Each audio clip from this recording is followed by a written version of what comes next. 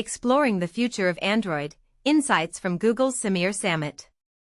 The future of mobile technology seems to be unfolding first on Android, and Google's very own Android leader, Sameer Samat, is here to explain why.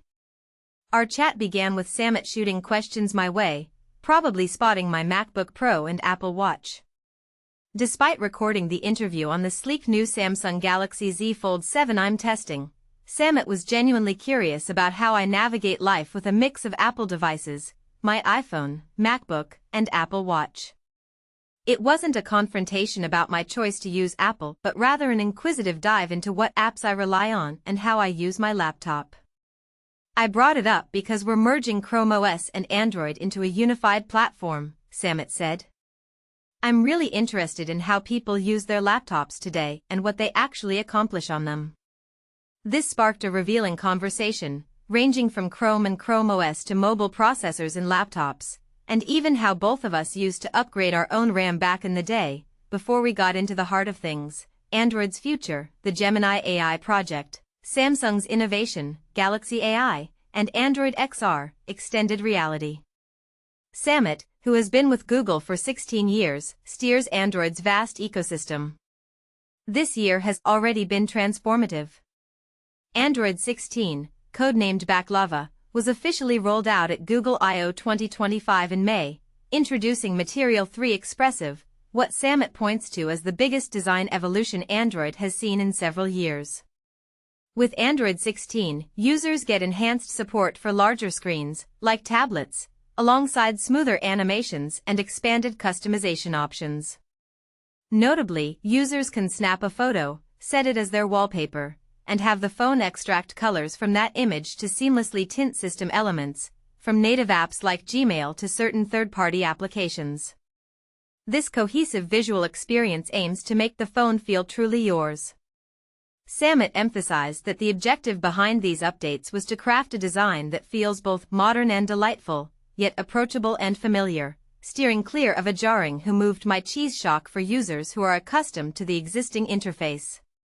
This incremental but meaningful progress explains why Android 16 might feel like a natural evolution to users. Everything is recognizable, yet more personal and customizable.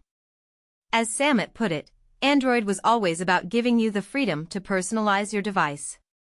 The introduction of Material Design years ago was a major leap, and now with Android 16, your home screen reflects the essence of your phone's identity. But Android 16 isn't just about looks or utility, it's about making new Android versions available faster, and here's where things get controversial. Usually, when Samsung launches a flagship like the Galaxy Z Fold 7, it comes with last year's Android version, and only gets updated months later when Google releases the latest Android on Pixel phones. Not this time. Over a year ago, we revamped our development process to release Android more frequently, Samat revealed. Now, device makers get access to new Android versions in sync with their major phone launches. This approach involves something called trunk stable, enabling Google to deliver Android updates more steadily, while Android drops allow incremental improvements to the experience without a full OS upgrade. These updates pop up quarterly with messages like, "Hey, your phone just got better." When I hinted at an inevitable Android versus iOS debate, I steered clear from that battleground, but I was curious how Samat views the choice between the two ecosystems. He explained switching is no small feat, not as simple as it should be, he said, reflecting the reality many face. Google wants to make switching effortless, allowing users to bring over their data and apps seamlessly. They provide guides and apps aimed at easing migration between iOS and Android, but Samat admits the barrier isn't just technical. It's also about the ecosystem, those invisible threads connecting your devices that people rely on daily. At a granular level, one difference that often comes up in conversations in the US is messaging, the infamous green versus blue bubble dilemma. Samat unpacked the issues around SMS versus RCS, rich communication services, emphasizing RCS as a modern SMS replacement with improved photo/video quality, typing indicators, and read receipts. But he boldly argued that businesses and platforms must do more to make data move smoothly between competing ecosystems, pushing for broader industry standardization. If you take the plunge from iOS to Android, Samat is confident it will pay off. In his words, "You see the future first on Android." This rings especially true when experimenting with the Galaxy Z Fold 7, which currently stands as the pinnacle of foldable technology that Apple is likely scrambling to match with its rumored iPhone Fold. But it's not just foldable displays leading the charge. The integration of Google's Gemini AI across Android devices is a game-changer. Proudly dubbing it the Gemini experience, Samat demonstrated its power with a practical example: searching for a family minivan. Gemini could see the listings I examined, summarize key details, and help me weigh options, a glimpse into what Apple promised with Apple Intelligence and Siri but hasn't quite fully realized. Gemini also shines by distilling long YouTube videos into concise summaries with web-sourced fact checks and timestamps, leveraging Google Search's strengths. Samat argued that receiving Gemini as a contextual assistant on your phone dramatically enhances usability, especially for those switching over from iPhone. He believes many realize immediately what they've been missing. Yet, it's not without complexity. Android flagship phones like Samsung's Galaxy Z Fold 7 bring on board multiple AI assistants, Galaxy AI, Bixby, and Gemini, which can create confusion. Bixby's limited scope hasn't helped with clarity. When I raised this, Samat clarified that Google's focus is on two AI features, Circle to Search and Gemini. Circle to Search, accessible via long pressing a button on any Android device, offers rich multimodal search capabilities across anything on the screen. Gemini, activated by holding down the side key, is Google's flagship assistant providing deep, contextual help where you are in your device. Importantly, Samat hammers home that Google doesn't claim AI exclusivity. Other companies develop their own AI features, and that's good for consumers as healthy competition drives innovation. But Google wants those two key AI experiences to be clearly recognizable across all Android devices, helping customers know what they're getting amid the AI proliferation. On the extended reality front, Samat is also the master of Android XR, Google's budding platform for augmented and virtual reality. It's powering projects like Samsung's Project Muhan headset. When asked why Google remains invested in this space despite past misfires, Samat candidly discussed Google Glass, a pioneering but premature product. Wearing Glass on a Disney trip with his young child, he saw firsthand both the excitement and social awkwardness. "We learned a lot from that," he said. "At Google, we have a culture of reflection. When something doesn't work, we have." Google's big merge, ChromeOS plus Android, Sony's surprise camera, and more tech news. Big tech shakeup, ChromeOS and Android merge, Sony unveils surprise camera. It's finally happening. Google is combining ChromeOS and Android into one unified platform, according to Android ecosystem president Sameer Samat in an interview with TechRadar.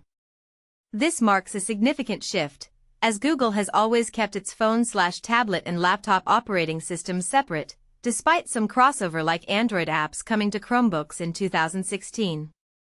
Samat also hinted at a future Google laptop, which would be the first since the Pixelbook Go in 2019. If the platforms do merge, having Google hardware to showcase it will be crucial.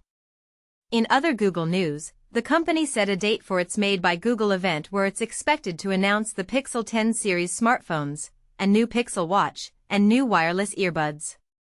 The highlight of this year's release, aside from marking 10 years of Pixel, is that Google may move to TSMC chips for its Tensor G5 chipset due to issues with Samsung's Foundry.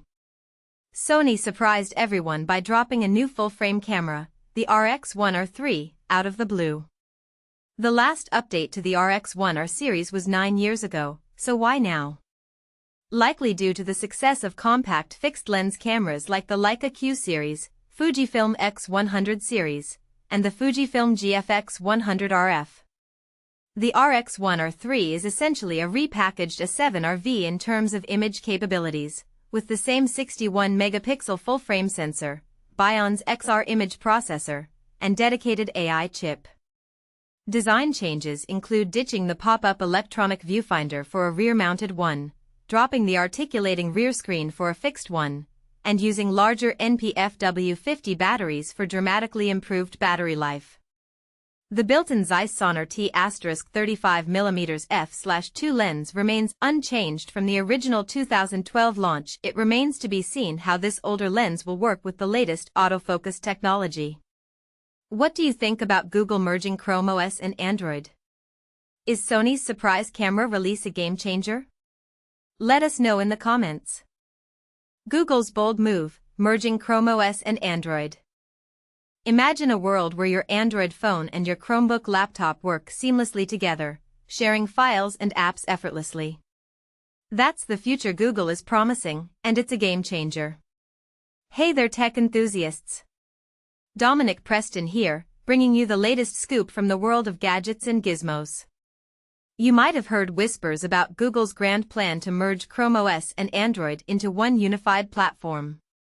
This means your Chromebook, once a standalone device, could soon run Android apps natively, and your Android phone could become even more versatile on a larger screen. Sameer Samat, who oversees Android's implementation across various devices, hinted at a more integrated experience, suggesting that laptops might soon be a key focus. But here's where it gets controversial. While this merger might sound like a dream come true for tech lovers, it's been rumored for years. In fact, Google was reportedly working on this back in 2013. And this is the part most people miss. What does this mean for Apple's iPadOS, which currently dominates the tablet market? Some experts believe this move is a direct response to Apple's iPadOS, which has been stealing the spotlight with its seamless blend of mobile and desktop features. By merging ChromeOS and Android, Google could be positioning itself to compete more fiercely in the tablet market. But will it be enough to dethrone the iPad? So, what do you think? Is this a bold move by Google or a desperate attempt to catch up? Share your thoughts in the comments below. Will this merger finally bring us the perfect laptop-tablet hybrid we've all been waiting for?